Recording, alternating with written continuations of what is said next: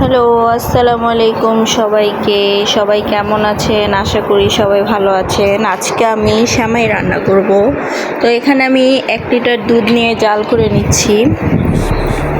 তারপর আমি প্যানে বাটার দিয়ে কিশমিশ আর খেজুর সটে করে নিব, কারণ আজকে আমি বানাতে যাচ্ছি শিরখুরমা সেমাই, যেখানে খেজুর মাস্ট। তো এখন আমি এখানে কিছুটা কিশমিশ দিয়ে দিচ্ছি, আর এখন কিছুটা খেজুর দিয়ে দিলাম। আপনারা যে কোনো টাইপের খেজুর ইউজ করতে পারেন এবং বাদামও ইউজ করতে পারেন। যেহেতু আমার কাছে বাদাম ছিল না, সো আমি দেইনি। চাইলে আপনারা এখানে বাদামও একটু দিতে পারেন। তো আমি বাটারে কিছুক্ষণ রোস্ট করে নিচ্ছি কিশমিশ আর খেজুরগুলো। দেখতে পাচ্ছেন খুবই আলতো আছে করতে হবে, এবং দেখবেন আপনারা কিশমিশগুলো ফুলে যাবে, তখনই বুঝবেন যে আপনাদের ভাজা হয়ে গিয়েছে। এই যে আমি দেখতে পাচ্ছেন আপনারা, আমি ভালোভাবে করতেছি।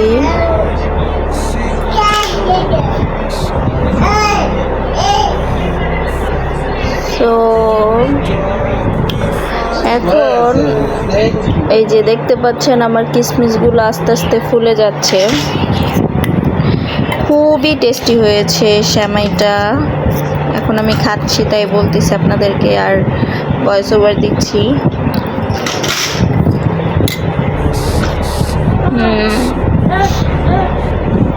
আপনারা দেখতে পাচ্ছেন আমার কিশমিশগুলো ফুলে গিয়েছে। দ্যাট মিনস আমার কিশমিশগুলো রোস্ট করা হয়ে গিয়েছে। তো আমি কিশমিশগুলো নামিয়ে এখন আবার প্যানে বাটার দিয়ে দিচ্ছি। এখন আমি সেমাইগুলো ভালোভাবে বাটারের সাথে ভেজে নিব।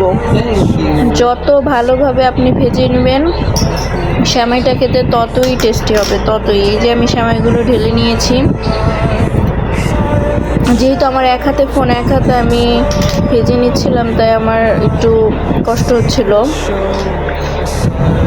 সো এই যে এখানে দেখতে পাচ্ছেন আমি সেমাইগুলো ভালোভাবে বাটারের সাথে মিক্সড করে নিচ্ছি, এবং আমি ভালোভাবে সেমাইগুলো এখন ভেজে নেব।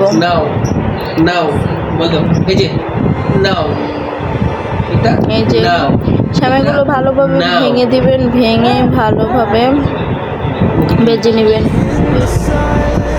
এই যে দেখতে পাচ্ছেন আমার সেমাইগুলো ভাজা হয়ে গেছে। এই যে দেখতে পাচ্ছেন একদম ভাজা হয়ে গিয়েছে। এই যে দেখতে পাচ্ছেন আপনারা সেমাইগুলো সুন্দর ভাজা হয়ে গিয়েছে, এবং আমি ভালোভাবে ভেঙে নিয়েছি। সো ভাজা হয়ে গেলে এগুলো আমরা এখন দুধের মধ্যে ঢেলে দিব, এবং দুধে আমি আগেই চিনি দিয়ে ভালোভাবে দুধটাকে জাল করে নিয়েছি, এবং সেমাইগুলো আমি অফ ক্যামেরায় ঢেলে নিয়েছি। এই যে দেখতে পাচ্ছেন আমার সেমাইগুলো হয়ে যাচ্ছে। আমি ভালোভাবে নেড়ে দিচ্ছি, এবং আমি